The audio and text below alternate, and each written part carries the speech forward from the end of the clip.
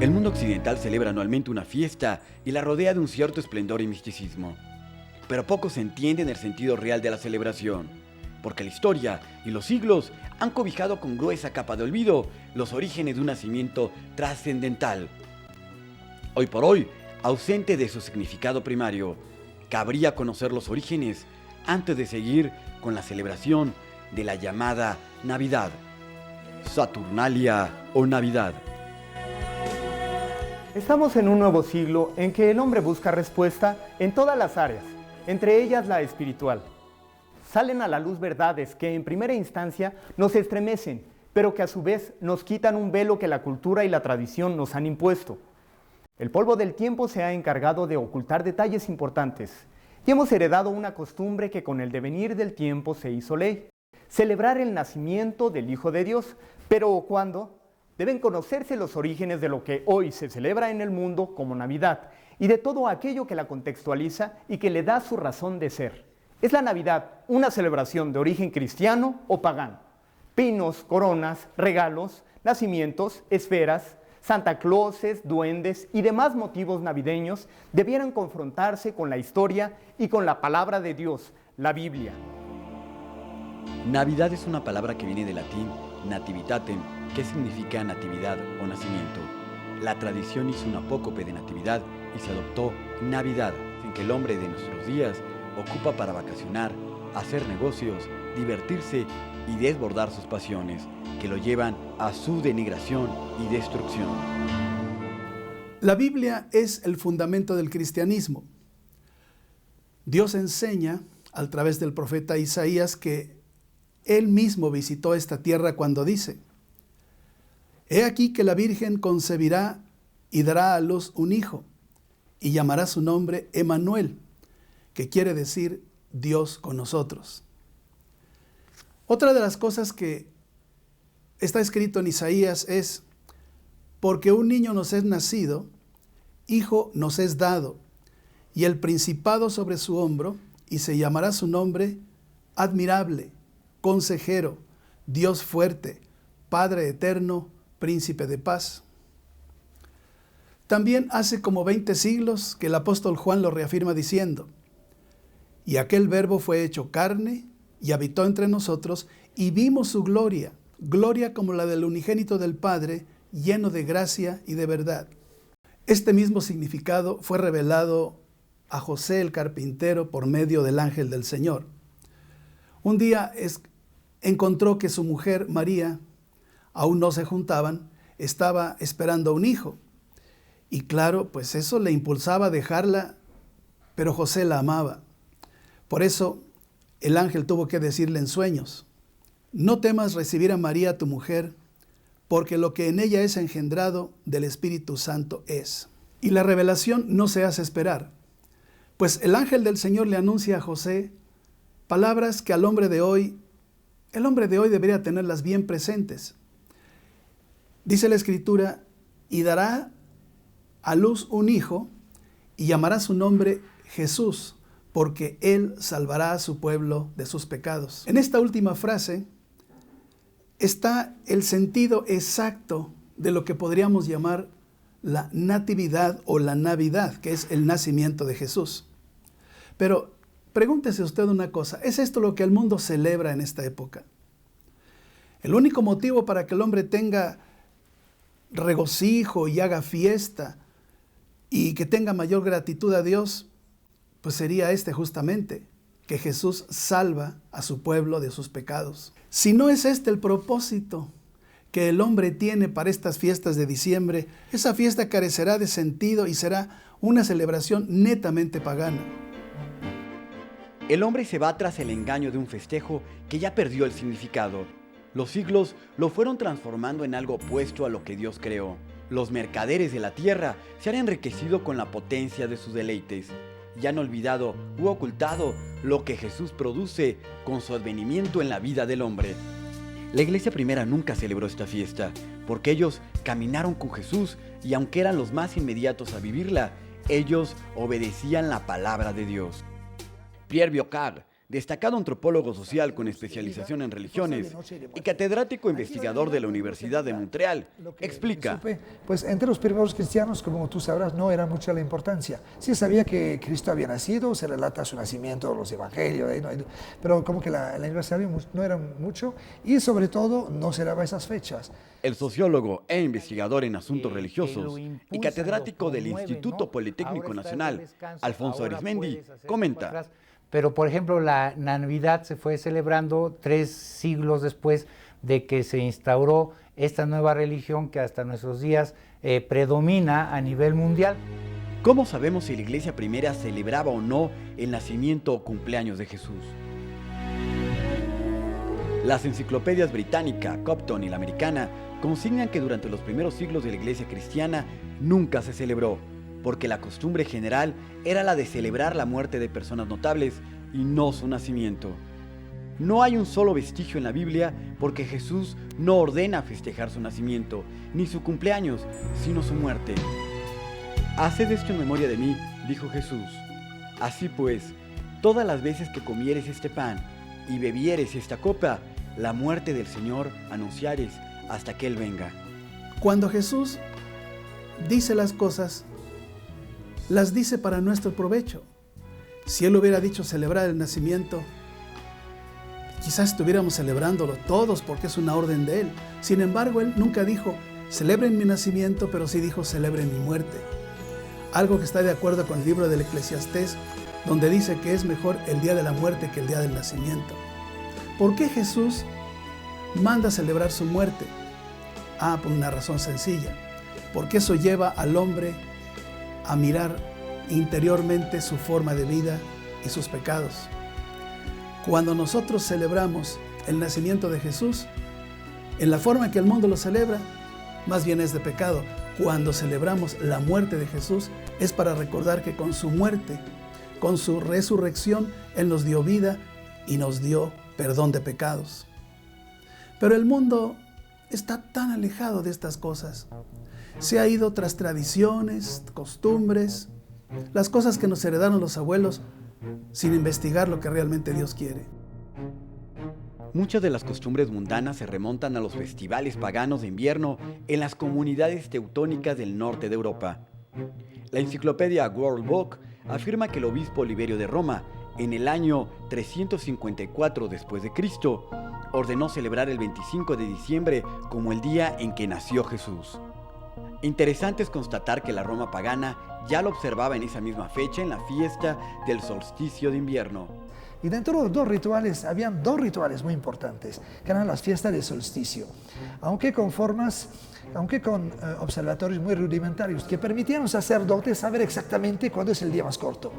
Y la gran creencia de los celtas y germanos, un poco parecida a la de los aztecas, es que el mundo vivía en una lucha perpetua entre fuerzas de luz, de vida, y fuerzas de noche y de muerte. Ya sentían que las fuerzas del mal, entre nosotros los lobos de la noche, el gran lobo de la noche, estaba venciendo a Wotan, estaba venciendo al dios del trueno, a los dioses del día. Y entonces, pues ellos, cuando ya los días eran lo más cortos, hacían lo mismo, grandes fuegos en toda la noche, que no se apagaran, y que de este fuego Wotan y los dioses de la luz tomaran su fuerza para vencer a los días de la noche. Y pocos días después les informaron sus astrónomos y veían que ya empezaban a alargarse los días otra vez. La fiesta Saturno o Saturnalia, que data de la tradición babilónica y que recordaba esencialmente a Mitra, el dios Sol, en el día de su nacimiento. Al respecto, Elio Masferrer, antropólogo e historiador, presidente de la Asociación Latinoamericana para el Estudio de las Religiones, señala: estaban las fiestas dedicadas a Saturno, estaban las fiestas dedicadas a los dioses germánicos, en el caso de Egipto a los dioses egipcios. O sea, había, en general, eran, podríamos decir, fiestas propiciatorias de la fertilidad. De alguna manera las fiestas dionisíacas y saturnales, que ahí hay una correlación entre las observaciones astronómicas y el ceremonial religioso. O sea, estas fiestas eran, como estaba explicando antes, eran fiestas propiciatorias de la fertilidad, y se celebraban precisamente a mediados y fines de diciembre. La misma Enciclopedia Católica señala que la Navidad no se contaba entre las primeras festividades de la Iglesia. Los primeros indicios de la celebración provienen de Egipto. También declara que solamente los pecadores, no los creyentes, celebraban sus cumpleaños. Entre las fiestas de los antiguos griegos y romanos que fueron precedentes de la Navidad, debe destacarse por su importancia social y trascendencia mítica y simbólica las dedicadas a Dionisios y a Saturno. Que se rendía al antiguo dios Saturnio, que había sido reemplazado por la nueva generación de dioses, que eran Júpiter, Venus, Junón, etc. Y los dioses, los griegos y los romanos tienen, como los antiguos aztecas, tienen la noción que se habían sucedido generaciones de dioses. Dionisios, originado en la fusión de mitos egipcios y helénicos, fue un dios del vino, de la vegetación y de la fecundidad, pero también de la muerte, los difuntos y las potencias subterráneas e infernales, según lo refiere el escritor José Rodríguez en su libro Mitos y ritos de la Navidad. Ya en el siglo IV a.C., en el calendario de Bitinia, el periodo consagrado a Dionisios comenzaba el 24 de diciembre y tenía 31 días. La enciclopedia Schaff-Herzog afirma: el festival pagano de Verumalia, 25 de diciembre, a la que sigue la Saturnalia, diciembre 17 al 24, es la conmemoración del día más corto del año y del nuevo sol. Estaban demasiado arraigadas en las costumbres populares para ser suprimidas por la influencia cristiana. Estas fiestas fueron condenadas por la Iglesia de entonces por considerarlas inmorales e idolátricas. Lois L. Monroe, obispo de Krishnahar, confirma en su libro Mi fe católica que los jerarcas romanos les pusieron nuevos nombres a los festivales paganos, pero conservando las fechas, ritos, ceremonias y esencia supersticiosa de las mismas.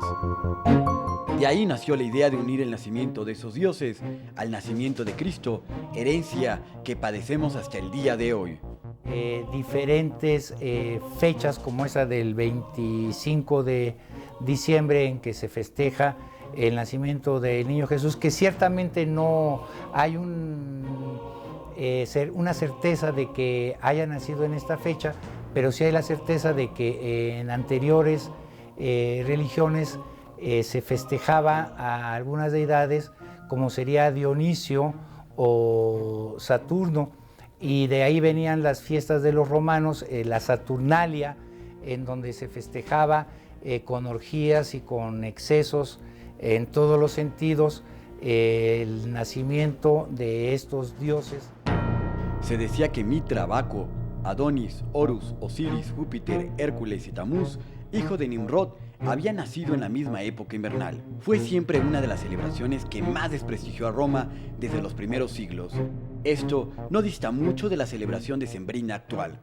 Celebraban su festival, que eran precisamente una de las ocasiones en que era permitido beber y otras cosas que en la vida normal no se hacía. Saturnalias como bacanalias eran cultos que se rendían a los dioses como fuerzas vitales anteriores que se habían relegado un poco porque los dioses nuevos eran dioses de orden y esos eran más bien dioses de fuerza natural. Un poco. La Saturnalia era un festival en honor a Saturno, dios de la agricultura y regulador del tiempo o Cronos. Se celebraba del 17 al 24 de diciembre. El vino y la danza formaban parte de la celebración. El día 25 se reconocía como el solsticio de invierno y era considerado como la Navidad del Sol. Este ritual también se celebraba en Siria y en Egipto. David Asael, experto en geografía e historia bíblica, quien desde la misma Tierra Santa ha dedicado más de 20 años en la investigación en dicho rubro, explica. Entonces, yo me baso en un estudio de las religiones antiguas, de la adoración de dioses antiguos, del estudio del panteón de los dioses griegos, de los dioses de la Mesopotamia. Y siempre es el mismo proceso, que el dios del sol y el dios de la luna son los principales dioses del panteón. En el antiguo Egipto se creía que Isis, la Virgen Reina de los Cielos, quedaba embarazada en el mes de marzo. y daba a luz a su hijo Horus a finales de diciembre. Fue concebido cuando el dios Osiris ya había muerto. En Egipto se representaba el nuevo sol con la imagen de un niño recién nacido que debía ser adorado por todos los creyentes. En Babilonia, la fiesta de Saturno tenía como característica fuertes borracheras y un gran libertinaje. El diccionario de la Real Academia define estas festividades como una orgía desenfrenada. El antropólogo y editorialista de la revista ecuatoriana Hoy, Segundo Moreno, realizó una investigación auspiciada por la Casa de Cultura de su país.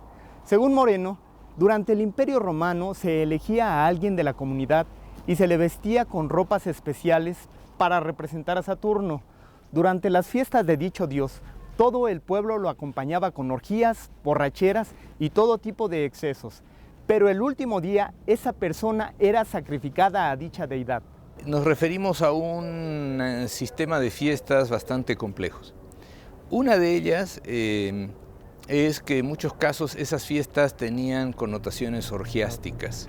En este momento de los rituales de fertilidad, los miembros de la comunidad tienen relaciones sexuales entre sí. Relaciones sexuales, el término orgiástico se refiere a que muchas veces esas relaciones sexuales son indiferenciadas. Cometiendo los mismos excesos que en aquellos tiempos, ¿no? Parece ser que la historia se repitió. La sociedad no ha logrado captar el espíritu de esa festividad, de esta nueva religión, y ha seguido festejando de la misma manera que se festejaba en aquellos tiempos, ¿no? La gente sale fuera de su centro de convivencia cotidiana, se van a otros lugares a hacer lo que no harían en su entorno cotidiano, y entonces empiezan a caer en el exceso de hacer lo que tienen prohibido por su mismo entorno social, ¿no? No hay límites. Caen pues sin esta limitante de la conciencia y relajados por el alcohol, en excesos que también van además de, digamos, lo sexual, ¿no? Del libertinaje sexual, pues también caen en excesos como la violencia, ¿no? Y bueno, empiezan a delinquir. Sí, se promueve la delincuencia, se promueve la violencia, se promueven los accidentes automovilísticos. Yo estoy seguro que suben los índices de accidentes automovilísticos por andar la gente en estado de ebriedad, ¿no? Porque está permitido, es la fecha permitida, son los tiempos permitidos en que no hay responsabilidad, ¿no? El periodo de la Saturnalia fue caracterizado por procesiones con ídolos y dioses, con adornos en las casas, hojas verdes y hojas de laurel, y se daban presentes. Los hombres se vestían como mujeres o se enmascaraban en pieles de animales. En el solsticio de invierno, todos los pueblos antiguos, adoradores del sol, celebraban el nacimiento del astro rey mediante grandes festejos caracterizados por el protagonismo de las hogueras, alrededor de las cuales se juntaban los lugareños con el fin de manifestar su amor y su adoración mediante ceremonias colectivas centradas en cantos y danzas rituales, y con el acopio de ciertas plantas mágicas, como el muérdago. Era también la época adecuada para realizar pactos protectores con los espíritus de la naturaleza y con los espíritus de familiares muertos, una costumbre de la que derivó en los pueblos como el germano la fiesta de los difuntos. No es ninguna casualidad, por tanto, que el natalicio de los principales dioses solares, jóvenes de las culturas paganas precristianas como Osiris, Horus, Apolo, Mitra, Dionisios, Baco, llamado el Salvador, fuesen situados durante el solsticio de invierno, y es menos casual aún que el natalicio de Jesús se haya decretado en un 25 de diciembre, fecha en la que hasta finales del siglo IV de nuestra era se conmemoró el nacimiento del sol Invictus en el Imperio Romano. Caldeos, egipcios, cananeos, persas, sirios, fenicios, griegos, romanos, hindúes y todos los pueblos con culturas desarrolladas, entre los que se incluyen los imperios orientales y las civilizaciones precolombinas, como los aztecas y su máxima deidad Huitzilopochtli, han celebrado durante el solsticio invernal el parto de la Reina de los Cielos y la llegada al mundo de su hijo, el joven dios solar. Aquí se hacía un ciclo anual, en primer lugar, diario. A la noche pensaba que Quetzalcóatl se metía en la tierra a luchar contra los jaguares de la noche y salía vivo al alba y saludaban. El que viene otra vez ya ganó. Y a cada 52 años había una lucha tremenda, se apagaban los fuegos. Aquí apagaban los fuegos hasta que ya se viera aparecer el alba otra vez y encendían los. Cuando Dios creó el mundo, el día comenzó al atardecer. Pero cuando el hombre se alejó de Dios, tuvo temor de la noche, tuvo temor de la oscuridad. Y es por eso que el sol fue acepto como el dios principal en el panteón de los dioses. Ahora, el segundo dios fue la luna. Esta es la razón, Elías, por la cual todos los templos antiguos daban o se abrían hacia el oriente, donde salía el sol, porque el sol era considerado el principal dios. Ahora, si nosotros no nos alejamos de Dios, si nosotros seguimos su camino, no tenemos que tener temor de la noche. Entonces no necesitamos adorar al sol, no necesitamos adorar a la luna. Pero esto no es todo. La celebración del 25 de diciembre se remonta a tiempos atrás. La historia dice que el primer rey de Nínive, Nínive significa la creación de Ninus, fue Nimrod, el bisnieto de Noé, y la Biblia señala que en Génesis 10:11 que fue el mismo Nimrod quien construyó dicha ciudad. Nimrod fue el primer mortal a quien su pueblo nombró Dios después de su muerte, y es el actual padre de todas las deidades paganas. Esta práctica de venerar a los gobernantes se popularizó posteriormente en Mesopotamia, de ahí pasó a Egipto, a toda Asia, Europa y posteriormente a América. Autoridades en mitología y arqueología aseguran que fue en Babilonia donde toda la idolatría tuvo su origen, y que los dioses de los asirios, egipcios, hindúes, griegos, romanos y mexicanos derivaron de la misma rama, de la adoración a un dios, el sol que rige el zodiaco, el mismo Nimrod. Según la creencia de los babilónicos y los asirios, Nimrod, el bisnieto de Noé, había muerto en plena juventud, dejando viuda a su reina Semiramis, quien fue su madre y también su esposa. Al morir Nimrod, su espíritu voló al sol para tomar posesión de él. Semiramis, según la creencia, quedó embarazada. Esta proclamó a sus súbditos que, siendo ella aún virgen, el espíritu de Nimrod bajó a ella a través de un rayo de sol, lo que dio por resultado el nacimiento del legendario dios niño, llamado Tamuz, cuyo nacimiento ocurrió un 25 de diciembre. Tamuz no solo fue adorado por los paganos bajo diferentes nombres, sino también por el antiguo Israel en tiempo de apostasía en los años de Ezequiel.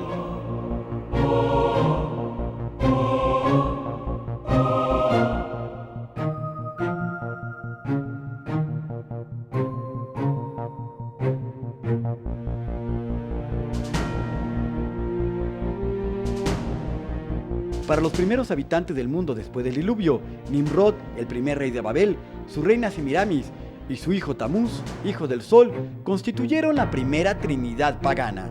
Según la filosofía pagana, cuando Semiramis murió, su espíritu voló a la luna y tomó posesión de ella, y llegó a ser la diosa de la luna, la madre de los dioses, la reina del cielo. Todo este culto idolátrico, que estaba en su apogeo en los primeros años de nuestra era, Roma lo esparció por todo el mundo. En la época romana, en la cultura romana, el día 25 de diciembre era dedicado a uno de los dioses paganos, el dios Saturno. Y en esta fecha se realizaba una fiesta que se conocía como la Saturnalia, una fiesta dedicada al dios Saturno. En esta fecha, los soldados romanos, en cualquier lugar que se encontraban, jugaban un juego muy cruel, el cual lo llamaban el juego del rey, Vasolinda. Y muy interesante también, inclusive en la ciudad de Jerusalén, en el lugar del pavimento donde se encontraba la fortaleza Antonia, el lugar donde Jesús fue juzgado por Pilato, se ha encontrado un tablero, o se ha encontrado este juego tallado en una de las piedras que hacían parte del patio de la fortaleza. En esta fecha, los soldados romanos en este juego recibían un reo, el cual ellos coronaban como rey. En muchas ocasiones se le ponía una corona de espinas, como la que se le puso a Jesús, se le daba un manto del rey y también el bastón de mando. El soldado que conseguía llegar a la meta, que estaba marcada por una espada, es el soldado que se le daba también al reo, y este reo era crucificado o ejecutado de alguna otra manera. En una forma muy interesante, podemos ahora sí también saber de dónde los romanos sacaron la idea de coronar a Jesús con la corona de espinos, darle un manto y el bastón del mando. Lo sacaron de este juego que ellos jugaban una vez por año, el 25 de diciembre, en la fiesta de la Saturnalia. Impactante es constatar que fue la misma Saturnalia la que propició el escarnio en contra de Jesús previo a su muerte. No obstante que el 25 de diciembre se guarda desde tiempos de Noé, no tuvo aceptación hasta muchos años después. Estas festividades empezaron en Inglaterra en el año 592 después de Cristo, en Alemania en el año 813 después de Cristo, y fue en el siglo X que se introdujeron al país de Noruega. Aunque desde el siglo V, la religión popular señala el 25 de diciembre como el del nacimiento del Salvador, tal y como lo reseña la enciclopedia Copton. Si esos pueblos no quieren dejar de festejar toda la noche el solsticio, bien, vamos a decir que ese día nació Cristo y este día es Navidad. Y aunque no había textos, que más bien que el testimonio de la Escritura es diferente, pues pusieron ahí la fiesta de Navidad y ajustaron el calendario, la presentación del templo y todo esto se tuvo que ajustar a esto.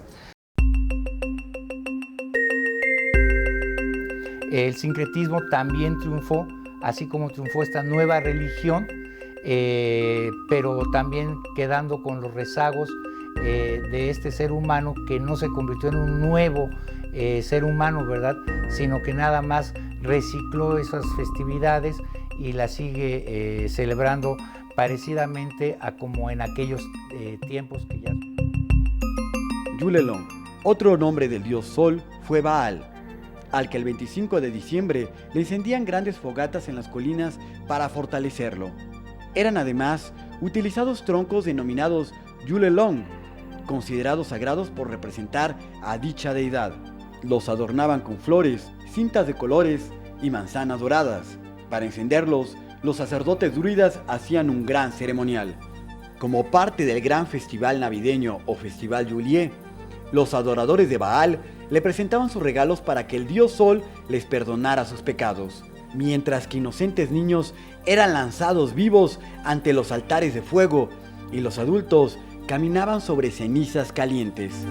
La licenciada en Educación y directora del Departamento de Hebreo de la Universidad Hebraica, maestra Sara Bardi, nos explica qué dice la Biblia al respecto desde su versión original. En muchos lugares en la Biblia se ve cuando Dios se enoja con el pueblo judío y condena lo que hace el pueblo judío.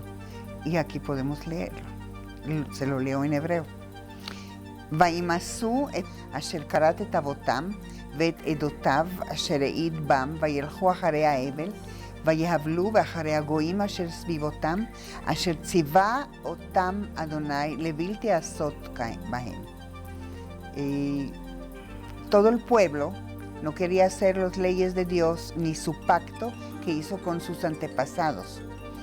Y iban después del Dios y después de atrás de todos los pueblos alrededor, cuando Dios les ordenó no hacer eso. El segundo.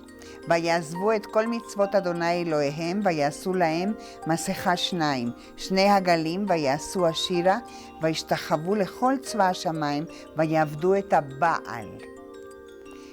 Dejaron todas las órdenes de Dios, hicieron sacrificio, construyeron 2 dioses de oro, le cantaron, se agacharon ante ellos y trabajaron al Baal. ויעבידו את בניהם ואת בנותיהם באש, ויקסמו קסמים וינחשו, ויתמכרו לעשות הרע בעיני אדוני להכעיסו. Llevaron a sus hijos y a sus hijas y los quemaron en fuego. Y hicieron mal en los ojos de Dios para enojarlo. También en Salmos, en el número 106, en el párrafo 36, dice, Vaizbehu et bnehem ve'et bnotehem lasheidim. Dieron de sacrificio a sus hijos y a sus hijas a los diablos. Vaishpehu dam naki, derramaron sangre limpio. Dam bnehem ubnotehem asher zuvhu leatzvei Knaan. Sangre de sus hijos y de sus hijas que fueron sacrificio a los dioses de Canaán. Vatehanaf haaretz bedamim. Y todo el país, toda la tierra estaba con sangre. La Enciclopedia Americana dice, la corona navideña, el muérdago y el dulce de leño navideño son reliquias del paganismo precristiano. El libro Preguntas y Respuestas, compilado por Frederick J. Haskin, dice, el uso de coronas navideñas se cree, según autoridades, que fue rastreado hasta las costumbres paganas de decorar edificios y lugares de adoración en los festivales que tomaron lugar en los mismos tiempos de Navidad. El árbol navideño tiene origen en Egipto y se fecha desde un periodo mucho anterior a la era cristiana. Aunque la Biblia no dice nada de observar la Navidad, ni registra dato alguno por parte de los apóstoles o de la verdadera iglesia primitiva, sí tiene algo que decir acerca del pino. En el libro de Jeremías, capítulo 10, hay dos párrafos que hablan de lo que Dios le dijo al pueblo y, bueno, explico. כה אמר אדוני אל דרך הגויים אל תלמדו, ומאותות השמיים אל תחתו, כי יחתו הגויים מהמה. Dios dijo, no se fijen cómo los pueblos alrededor se comportan. No se aprendan de ellos y no hagan el pecado, porque las leyes de los pueblos son vanidad. Porque del árbol del bosque cortaron y lo moldearon y lo adornaron bekesef u bezahav, con oro y con plata.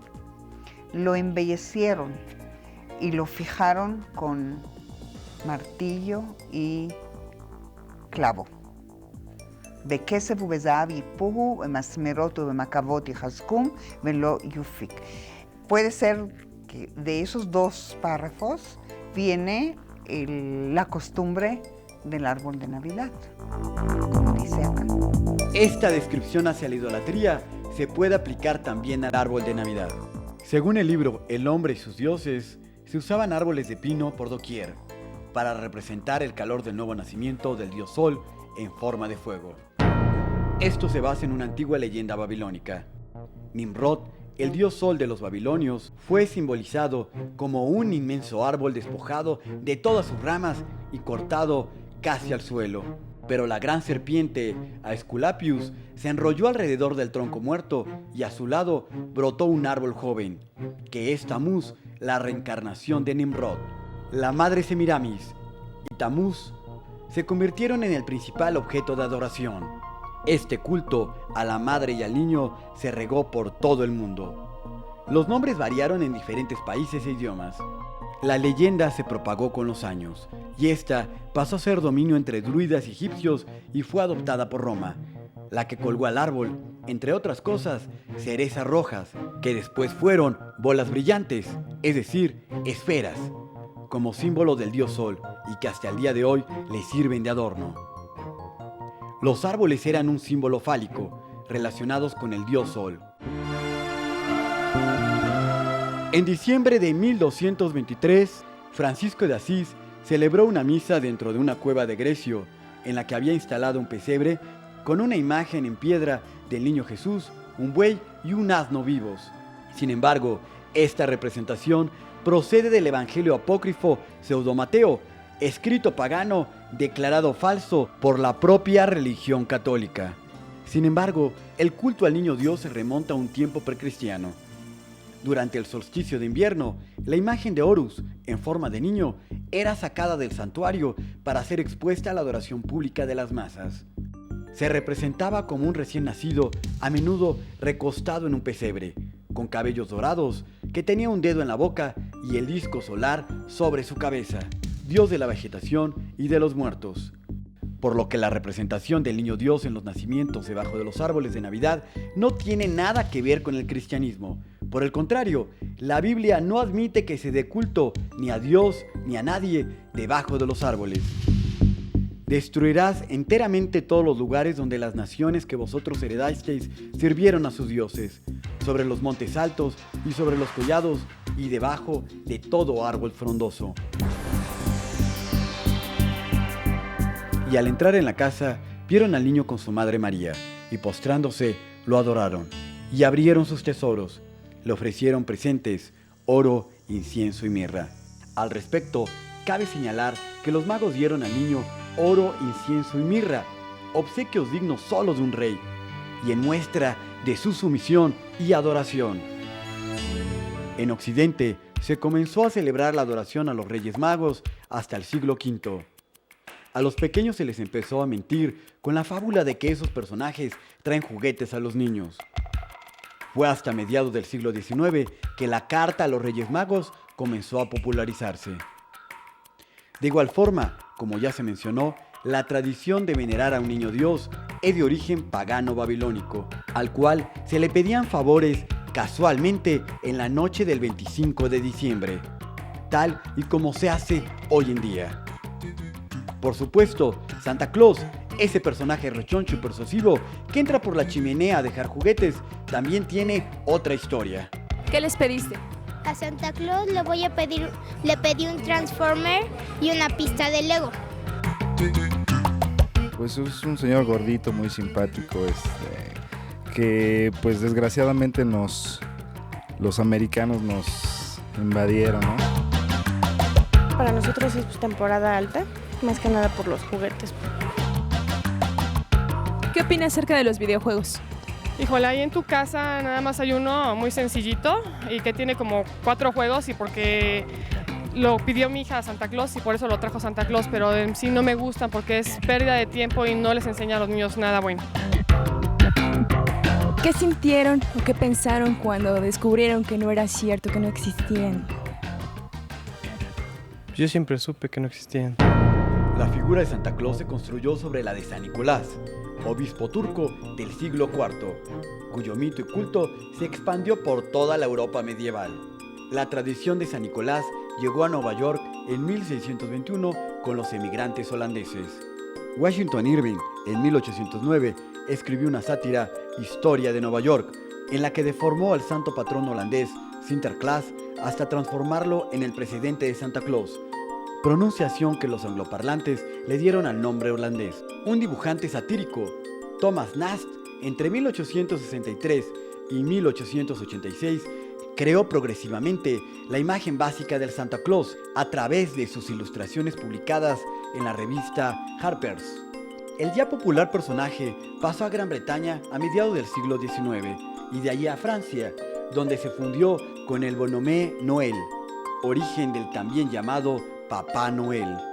Así es como vemos extenderse la figura de Nicolás bajo las designaciones inglesas de Father Christmas, la francesa de Père Noël y la escandinavia Juleman, entre otras. Los primeros colonos europeos llegaron al norte de América hace unos 350 años y entre ellos inmigrantes holandeses llevaban en la proa de sus barcos mascarones con la imagen de San Nicolás, a quien consideraban protector de los marinos. Los niños holandeses llamaban a San Nicolás Sinterklaas y después Sinterklaas, de donde procede la designación moderna de Santa Claus. En las noches del 5 al 6 de diciembre, tradicionalmente se les enseñaba que se recibían los regalos que San Nicolás traía en un cesto, mientras cabalgaba sobre un caballo blanco. Hace más de 200 años, la fecha del 6 de diciembre se cambió por la más generalizada, la del 25 de diciembre. ¿Tú crees en Santa Claus? No. ¿No? No. ¿Por qué no crees en Santa Claus? Porque lo creó Coca-Cola. La imagen actual de Santa Claus Papá Noel se le debe a la compañía refresquera Coca-Cola, que en 1931 le encargó al pintor Habdon Sundblom que remodelara el personaje de Nast para hacerlo más humano, atractivo y creíble. El aspecto de un vendedor jubilado llamado Louis Prétisse sirvió de base a Sundblom para crear en sus óleos pintados entre 1931 y 1966 la figura moderna de Santa Claus, popularizada por la publicidad de Coca-Cola y por el cine norteamericano. El pintor retrató a sus propios hijos y a sus nietos en los anuncios y, a la muerte de Prétisse, añadió al rostro del personaje sus propios rasgos nórdicos. Pero, ¿sabía usted que el dios Odín es el padre de San Nicolás y el abuelo del famoso Santa Claus? Odín era el más grande dios de las mitologías celta y teutónica del norte de Europa. Para los escandinavos, esta deidad regía el mundo, era el patrón de todas las ciencias y el inventor de poesía y de la magia. Los escandinavos creían que el dios Odín poseía un maravilloso trineo tirado por 8 corceles, llamado Sleipnir, y bebía en las fuentes de Mimir o las fuentes del infierno. Durante el Yule Log de los celtas y teutónicos, el dios Odín presidía la fiesta para dar los premios o castigos a quien se lo merecía. Él se presentaba luciendo su gran barba blanca, su chaqueta azul y un sombrero ancho con ribete. El dios Odín tenía muchos hijos y era considerado el padre de todos los dioses nórdicos. En Holanda se le conocía como Wotan, dios pagano que concedía dádivas durante el solsticio de invierno. Se le ofrecían sacrificios de sangre, así como heno, agua y zanahorias para su caballo blanco. También contaba con una barba blanca y un gran gorro color rojo. A raíz del sincretismo religioso, se le cambió el nombre por el de San Nicolás, que según la tradición, llegaba en un corcel blanco y bajaba por las chimeneas para dar obsequios a los niños. Por su parte, los pequeños le dejaban en los calcetines heno y zanahorias para su caballo. En otros lugares de Europa se hacía acompañar por gnomos, duendes, brujas y demonios, quienes le ayudaban a realizar su labor. El profesor de antropología en el colegio de Hamilton, Earl W. Count, en su libro 4000 años de la Navidad, declara: no sabemos cómo fue exactamente que a través de los siglos un obispo de Asia Menor y un dios pagano de los alemanes se combinaron para crear la figura de Papá Noel. Sea el niño Dios, los santos reyes o Santa Claus, es indiscutible, la Biblia condena la mentira. No importa que sea sobre pretexto de que los niños no pierdan la inocencia y la ilusión, sobre todo si estas prácticas son de origen pagano. La celebración de Nochebuena también tiene orígenes remotos. En Babilonia se conmemoraba el Año Nuevo en primavera, igual que en Roma, hasta que en el año 140 a.C. se instituyó el 1 de enero como el primer día del año. El emperador romano Julio César creó el calendario juliano, donde designó enero como el mes para empezar el año, en honor al dios Janus. El 1 de enero, los romanos celebraban a Janus con un gran festival frente a las grandes puertas del templo edificado en su honor. Los rituales para desear y atraer la buena suerte para un año que inicia se remontan a aquellos festivales en honor a Janus de la Roma pagana. Esta fecha cayó posteriormente en el olvido hasta que hace apenas 300 años y por motivo de reajustes en el calendario religioso, desde 1582 pasó a ser el 1 de enero. ¿Dice la Biblia la fecha exacta del nacimiento de Jesús? El Evangelio de Lucas, en el capítulo 2, nos dice que en el momento de Jesús nacer se encontraban pastores no lejos de Belén, en una región que hasta hoy se la conoce como el campo de los pastores. Bueno, el mes de diciembre en la tierra de Israel ya es invierno e inclusive muchas veces nieva en la ciudad de Jerusalén y en la ciudad de Belén, que se encuentra a unos pocos kilómetros de Jerusalén. Por ejemplo, dice, pastores dormían con sus rebaños en las lomas. Pues en invierno ningún pastor duerme en las lomas.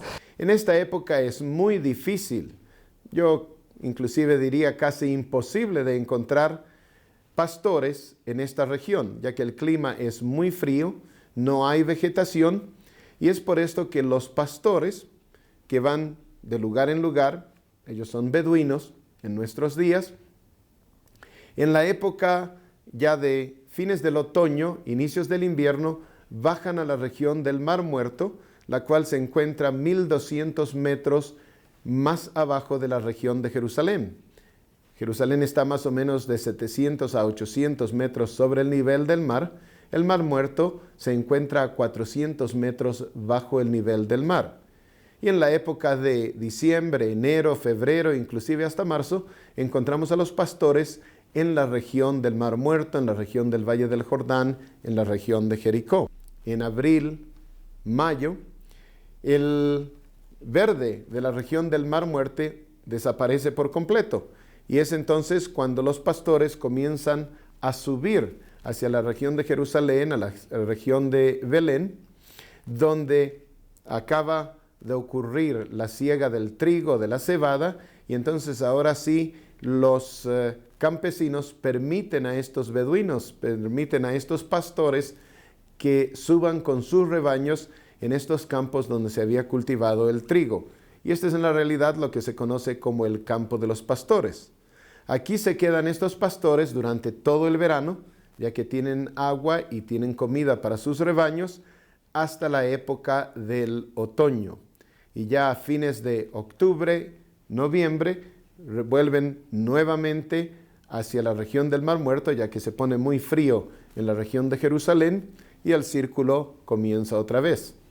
Es por esto que es difícil pensar que Jesús nació en la época o en el mes de diciembre, ya que es muy difícil encontrar pastores en esta región, y entonces lo que leemos en el Evangelio de Lucas capítulo 2 no sería cierto.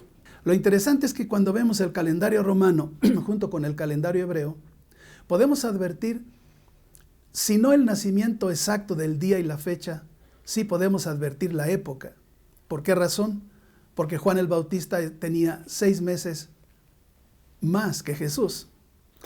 Y a través del padre de Juan el Bautista podemos establecer perfectamente la época del nacimiento de Jesús, que es en el otoño, pero no en el invierno. El calendario hebreo es un conjunto del calendario del sol y de la luna. Según el calendario hebreo, el primer día en el mes es el día que la luna nace. El día medio del mes es siempre el día que la luna está completa o llena. Y el último día del mes es el día que la luna se muere y se desaparece. Aquí, también en hebreo, el mes en hebreo se llama Yareach y la luna se llama Yareach. Y es un calendario lunar. En la realidad sigue las épocas de la agricultura, de los diversos cultivos, y es un calendario que tiene 12 meses, pero diferente al calendario que se usa en la mayor parte del mundo, que es un calendario más reciente, lo que llamamos el calendario gregoriano, y que está basado en el sol. Pero en el año del lunar tiene 354 días, y en el año solar tiene 365 días. El calendario lunar necesita una corrección de más o menos cada 3 a 4 años. Aumentan un mes. Este mes se llama Adar. Hay Adar Aleph, Adar 1 y hay Adar Bet. El calendario o el año hebreo comienza en la primavera, que es la época que los hijos de Israel salieron de Egipto. Y esto nosotros lo entendemos del libro de Levíticos, por ejemplo, en el capítulo 23. Pero la clave está en el versículo 5, donde leemos: en el mes primero, a los 14 del mes, entre los 2 tardes, Pascua es del Señor. Y a los 15 días de este mes es la fiesta solemne de los panes sin levadura. Al Señor 7 días comeréis panes sin levadura. Así como leemos la continuación, podemos ver que esta fiesta se realiza realmente en la época de la primavera, la época en que los hijos de Israel salieron de Egipto. Y entonces el primer mes del año, que es el mes de Nisan, nos toca más o menos en marzo o abril. Y en el Evangelio de Lucas, en el capítulo 1, versículo 5, encontramos el primer verso para nuestra investigación. Dice así: hubo en los días de Herodes, rey de Judea, un sacerdote llamado Zacarías, de la clase de Abías. Su mujer era de las hijas de Aarón y se llamaba Elisabet. Para entender este versículo, tenemos que saber qué es lo que quiere decir, como leemos aquí, que era de la clase de Abías. Según este libro, que equivale al primer libro de Crónicas, en hebreo se llama Divrei Hayamim, se explica que el servicio al templo fue dividido en 24 suertes. Se dividieron los 12 meses en 24 quincenas, o en otras palabras, cada 2 semanas tenemos una quincena, y en esta quincena servía la casa de un sacerdote con sus hijos. Y a Zacarías le tocaba la octava suerte, que corresponde al mes hebreo Tamuz, que es junio y julio. Ahora, por lo general, en la costumbre judía se conserva muchísimo la ley, y podemos probablemente pensar y llegar a la conclusión que en la época del segundo templo se conservaba la misma secuencia de la que se conservaba en la época del primer templo. Y ahora pasamos a otro pasaje muy interesante que nos puede ayudar en nuestra investigación, el cual también se encuentra en el libro de Lucas, en el primer capítulo. Leemos aquí en el versículo 23, y cumplidos los días de su ministerio, se fue a su casa. Estamos hablando aún de Zacarías, el sacerdote. Y entonces en el versículo 24 leemos: después de aquellos días concibió su mujer Elisabet y se recluyó en casa por 5 meses. Entonces llegamos a la conclusión que si Zacarías sirvió en el templo en el mes de Tamuz, muy probablemente su mujer quedó embarazada en el mes de Av, que es el próximo mes, y es más o menos en la época de agosto. En el Evangelio de Lucas aún, en el capítulo 1, leemos en el versículo 39 que dice así: en aquellos días, levantándose María, fue deprisa a la montaña, a una ciudad de Judá, y entró en casa de Zacarías y saludó a Elisabet.